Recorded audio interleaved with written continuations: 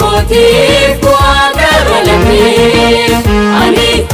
ani fatis buagara wale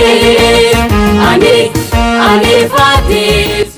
onki yedulal mana kita jijjiga kaisan jir akaiti amma dirre mana na godani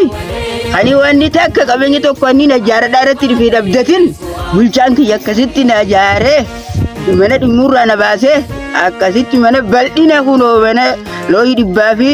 jahatami kasidna jare fedina gute kati gammachu dalalamin na bas dudaro kolumma atuma asfa adano rumma namina matai lakina ka gartar ka kalleji jette asir rakoti ya bana ka bachuda amma dural dan magargaru jirti amma boda dan magargaru tese so akana ka numa no sifat rabbi je nka babba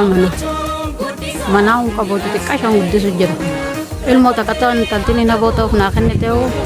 mana na makai sanjira mana chapa to ko kase warabe se sene na dura fude muchan sanuri fatu sene na dura fayya da be malle se chujjir tola ultumadar lamisa kana dubarti tanya tarakattu cina dabbanneti hamile gabdi dubarti tana dabri mas initiative kana kaisatti ila anqarettille lukkutille hanqa saananitti dubarti hanqa mana harka qalle hijarre jirulle bulchalle nama mafta binne harka kamne mana ledam kanatti ma harka rakkannu fidem sini gochi initiative saanani kanarratti misensi ligi dubartoota rakkattu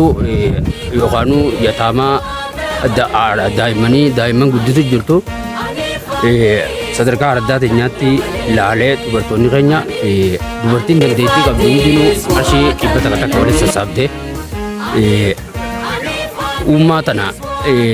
haadha ilmaaniiti isin rakkoosii ilaalee miseensi liigii dubartii kun inisheetivii sa'aananii kana eebalchiisanii jira.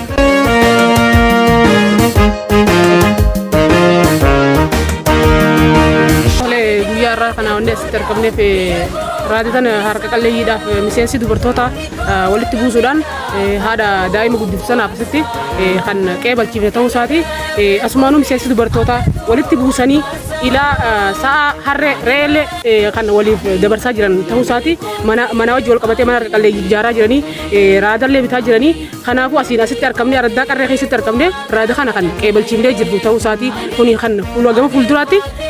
haaluma kanaan itti fufuu danda'uu qaba kana abdii guutuun dubartoota irraas qaba waan ta'eef kana kallattuma kanaan araddoota baadiyyaa keenya hunda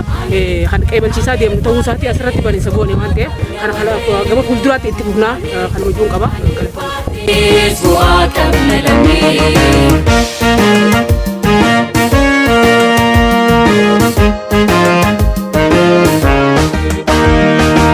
Jimfuan gafati